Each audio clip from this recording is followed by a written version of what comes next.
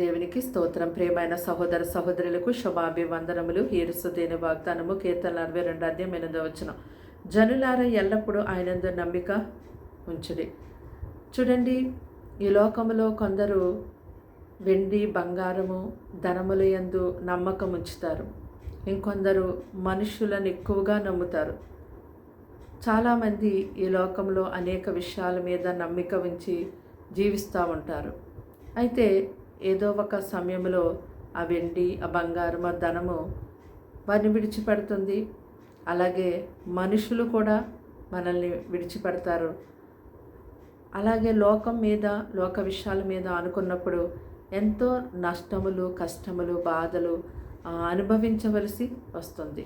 కానీ ప్రభు అంటున్నారు, జనులారా మీరు ఆ వెండి బంగారములు ఎందుకు కాదు, ఆ మనుషులు ఎందుకు కాదు, ఈ లోక విషయములు ఎందుకు కాదు, మీరు నా యందు ఎల్లప్పుడూ నమ్మకం ఉంచండి.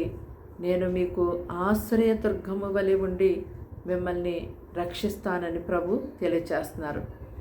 అయితే మనము ఏ సందర్భంలోనైనా సరే ఎల్లప్పుడూ మనము దేవుణ్ణి మాత్రమే ఆశ్రయించేవారు ఉండాలి. ఆయన మాటకు మనం ఎంతో లోబడి ఆయన యందు మన నమ్మిక ఉంచి జీవించినప్పుడు ఆయన మనల్ని ఎంత మాత్రము కూడా సిగ్గుపడనివ్వడు. కనుక మనము మనుషుల యందు కాదు, కానీ నీ కొరకు కలవరిగిరిలో ప్రాణం పెట్టినటువంటి ప్రభువైన యేసుక్రీస్తు వారి యందు నమ్మకం ఉంచు. ఆయన ఎల్లప్పుడూ ఆయన నీకు తోడై ఉండి ఎంతో గొప్పగా నిన్ను నడిపిస్తారు. ప్రార్థన. దేవానికి వందనములు, స్తోత్రాలు, స్తుతులు చెల్లిస్తున్నాం తండ్రి.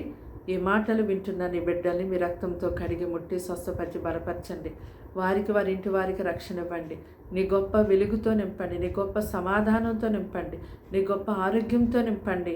అయ్యా ఇదిగో తండ్రి, వారి వ్యాపారాలు, ఉద్యోగాలు, చదువులు, అయ్యా తండ్రి వారికి సమస్త విషయాల్లో సహాయం చేతండి. నీ రక్షణ, నీ వెలుగు, నీ సమాధానం వారికి దయచేయండి. ఇదిగో ప్రభా, అయ్యా సంతానం లేని వారికి సంతానం ఇవ్వండి. ఎవరైతే తన ఆరోగ్యంతో ఉన్నారు ముట్టి స్వస్థపరచండి.